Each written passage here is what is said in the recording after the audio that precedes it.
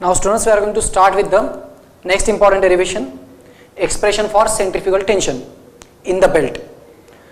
What is meant by centrifugal tension? Why it has to be taken into the action? So simple common sense, nothing different. Now as you know that pulley is continuously rotating about its center, driver driven anything pulley, any pulley. Whenever any object is rotating in a circular plane or in a plane along a circular path, centrifugal force is developed.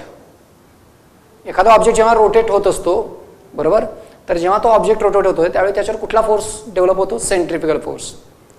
So the centrifugal force is away from the centre, so the action of centrifugal force pulls the belt over the pulley surface.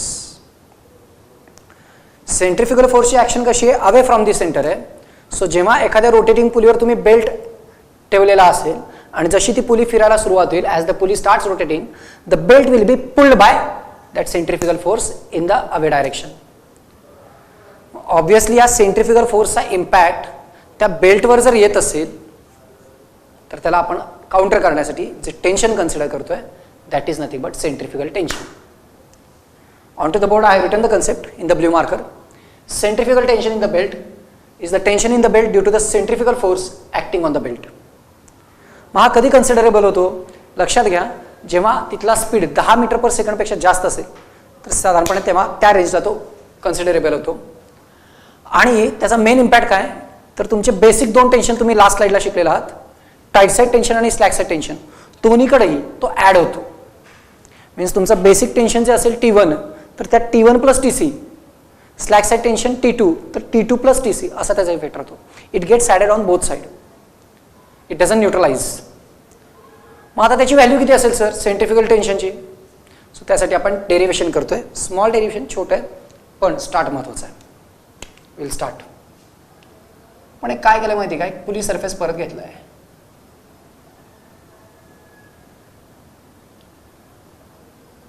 आणि त्या पुलीवरती मोठा angle of contact बिंटॅक्ट काहीही न बघता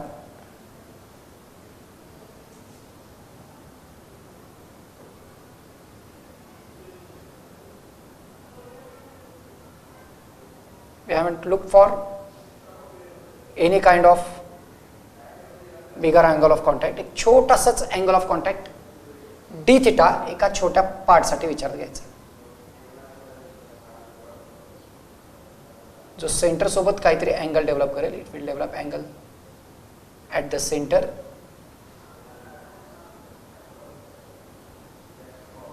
आणि बरोबर centre लाईनला symmetrical ठेवायचं.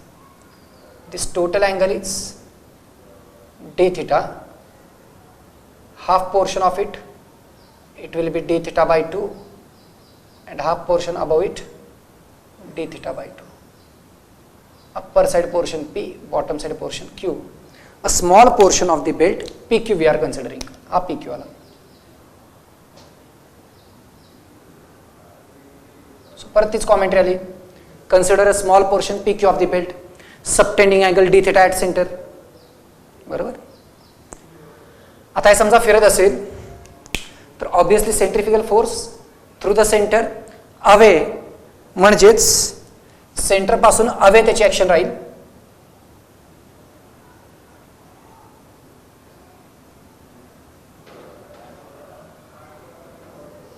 As a FC.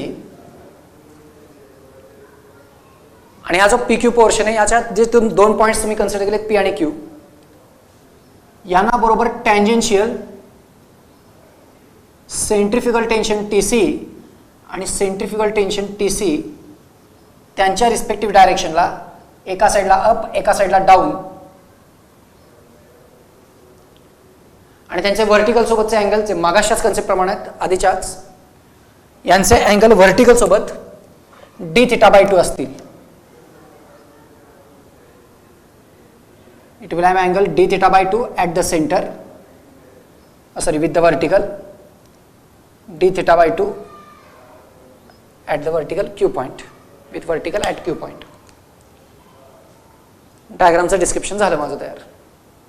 सगळ्यात महत्त्वाचा कन्सेप्ट काय? तर आता आपण मास ऑफ द बेल्ट घेताना पर मीटरचं घेतो. लक्षात घ्या, 1 मीटरचा विचार करून त्याचं मास डिफाइन करतो. ज्याला mass of the belt per metre असं डिफाईन केलं जातं. Small R radius of pulley, V linear speed of the belt, FC centrifugal force, TC centrifugal tension in the belt. आता सुरुवात करताना काय करायचंय तर या PQ ची पहिल्यांदा लेंथ काढायची. काय काढायची PQ ची पहिल्यांदा लेंथ. 5 स्टेपमध्ये डेरिव्हेशन आहे, नीट काळजीपूर्वक बघा. The very first step, length of PQ.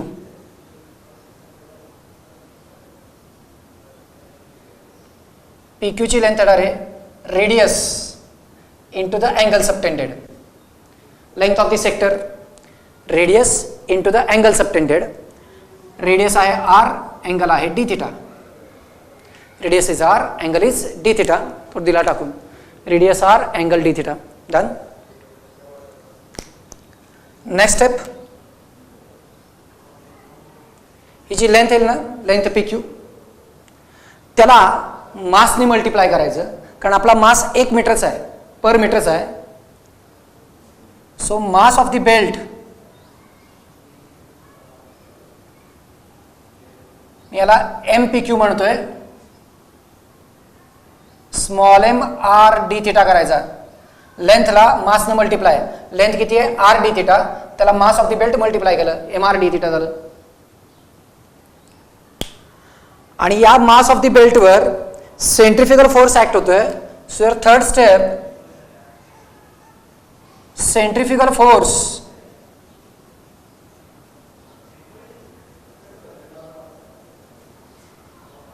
FC, it becomes MPQ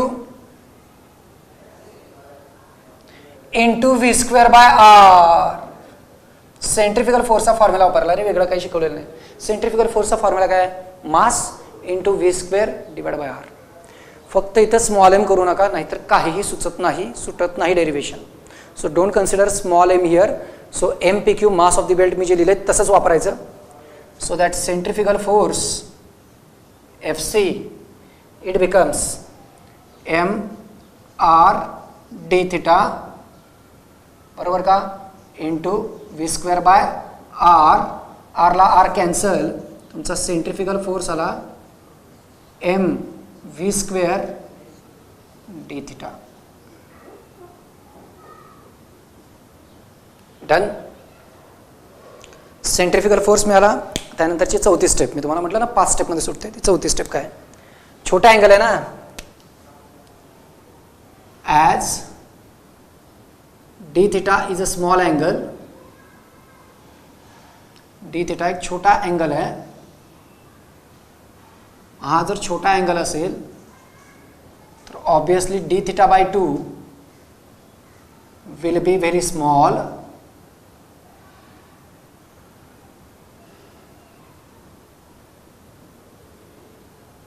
Therefore, त्याचा sine component sin D theta by 2 will be approximated to that angle itself, D theta by 2. Cos of D theta by 2 will be approximated to 1. चौथी step संपली. असं म्हटलं 5वी step resolution मध्ये घुसा. फक्त horizontal resolution घ्यायचं आहे. Resolving all forces horizontally.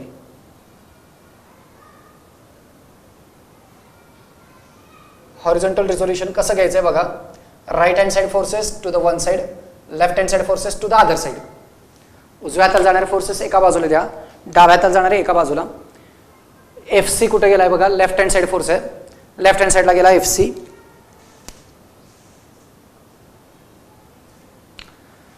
आता बाकीच्या दोन फोर्ससाठी नियम. हॉरिझॉन्टल रिझोल्युशन म्हणजे कुठला कॉम्पोनंट येतो, cos. Horizontal resolution means cos component. Angle must be with respect to horizontal. आपले अँगल कसे आहेत विथ रिस्पेक्ट टू व्हर्टिकल आहेत, 90 मायनस होणार. अँगल काय होणार, 90 मायनस होणार. सो जाऊया आता रिझोल्युशन करूया. हा TC दिसतोय वर, TC दिसला, ओके. या TCची डायरेक्शन जर म्हटली तर हा फर्स्ट क्वाड्रंटमध्ये, आणि फर्स्ट क्वाड्रंटचा हॉरिझॉन्टल कॉम्पोनंट राईट हँड साइडला जातो. फर्स्ट क्वाड्रंट आहे बघा, TC कुठला क्वाड्रंट आला, first quadrant. first quadrant horizontal component towards right, FC going towards left, so TC into cos of 90 minus d theta by 2,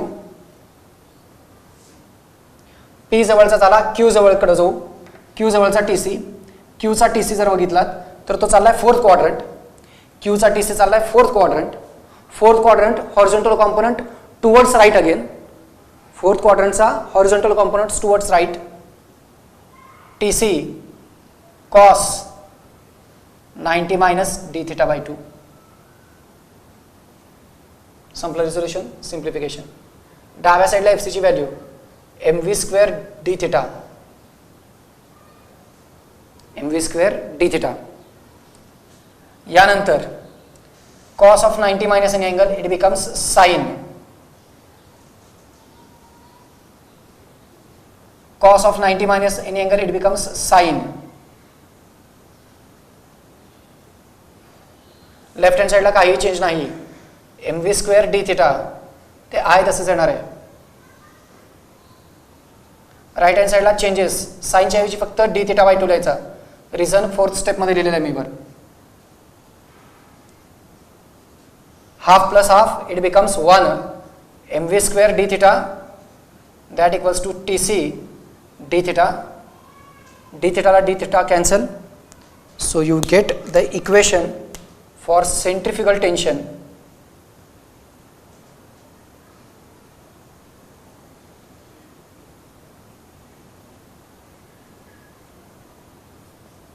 TC equal to mv square.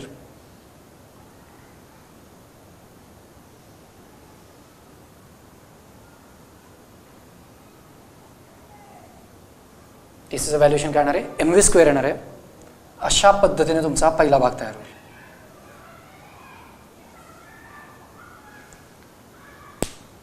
आता काय होतं लक्षात घ्या, ते काय आलं माहिती काय, इथं आर कॅन्सल होतोय म्हणून, and certain students don't cancel R, ते इथं एम घेतात, mv स्क्वेअर अपॉन आर आणि mv स्क्वेअर अपॉन आर सगळं असंच आणत जातात. मला लक्षात येतं आर कॅन्सल होत नाहीत, शेवटच्या स्टेपला कट करतात. तुमची चोरी लगेच सापडते बरं का इथं. You get directly caught into this action. So म्हणून मी ज्या स्टेपमध्ये आलो ना, की पहिल्यांदा length of the belt define करून, मग mr d theta डिफाईन करून, मग सेंट्रिफ्युगल फोर्सकडे या. आर कॅन्सल झाला पाहिजे, तुमचा centrifugal force mv square d theta झाला पाहिजे. आता तुम्हाला यातल्या महत्त्वाच्या प्रॉब्लेमशी रिलेटेड महत्त्वाच्या गोष्टी सांगतोय. हा एम कसा मिळवायचा लक्षात घ्या. डेरिव्हेशन पेपरला इथपर्यंतच लिहिलं, derivation will be finished up to this point. त्याच्या पुढे आता मी येतोय, नीट बघा.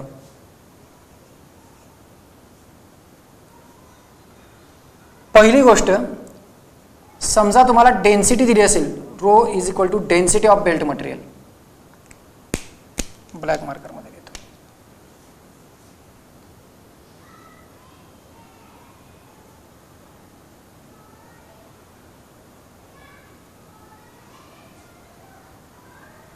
डेन्सिटी ऑफ बेल्ट मटेरियल, ही डेन्सिटी तुम्हाला युनिट मी सांगून देतो. आपल्याला जे पाहिजे युनिट ते kg/m3 असेल,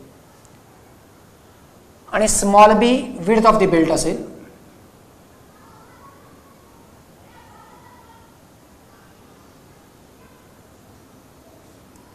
thickness of the belt small T असेल,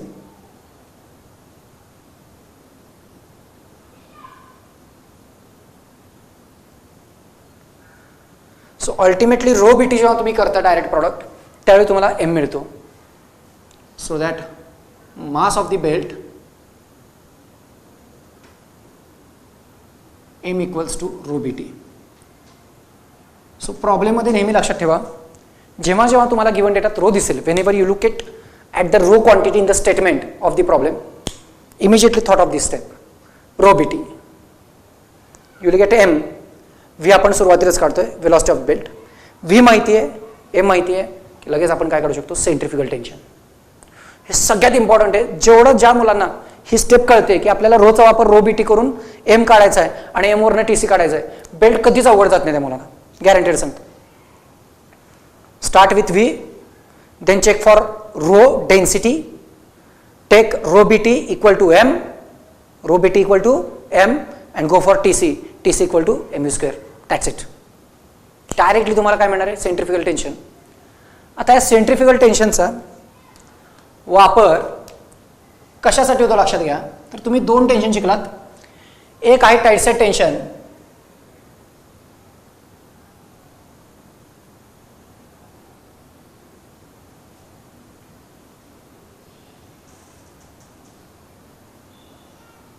आणि दुसरा आत्ता जे तुम्ही टेन्शन शिकलात ते slack side tension, sorry centrifugal tension.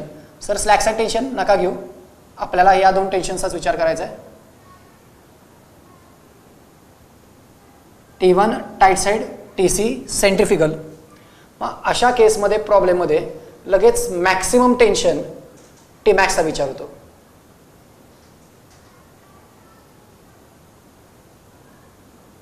Maximum tension Tmax, दोघांची बेरीज होते T1 प्लस TC. ही स्टेप कधी येते, विथ कन्सिडरेशन ऑफ TC येते.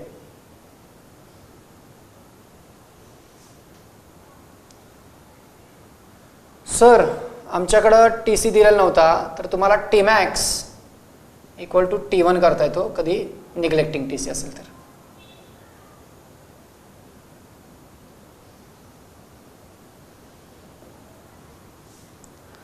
राहिला प्रश्न कसला, Tmaxचा.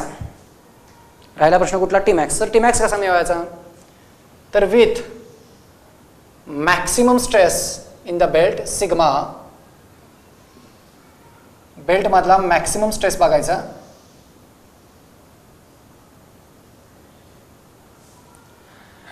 Use Tmax equal to sigma BT. अजून एक फॉर्म्युला मिळाला, स्टेटमेंटमध्ये सिग्मा दिसला की त्याचा वापर एकच, सिग्मा BT करून काय काढायचा, Tmax. सिग्मा BT करून Tmax काढायचा. सर युनिट्स ते तुम्हाला मी प्रॉब्लेममध्ये सांगणार आहे, लिस्ट ऑफ फॉर्म्युलेज सांगणार आहे. BT ऑलरेडी सांगितलेले आहेत. B म्हणजे काय, विड्थ, T म्हणजे थिकनेस, त्यांचे युनिट सिग्माप्रमाणे ॲडजस्ट करायला शिकायचं. सो याचं मी एक्सप्लॉयटेशन जे करतोय ते असं आहे, मला Tmax या फॉर्म्युला मिळणार, या फॉर्म्युलावरून मिळेल, TC mv² वरनं मिळेल. दोघातला डिफरन्स घेतला की मला T1 मिळू शकतो, Tmax मायनस TC. बस T1 मिळवायचं निंजा टेक्निक.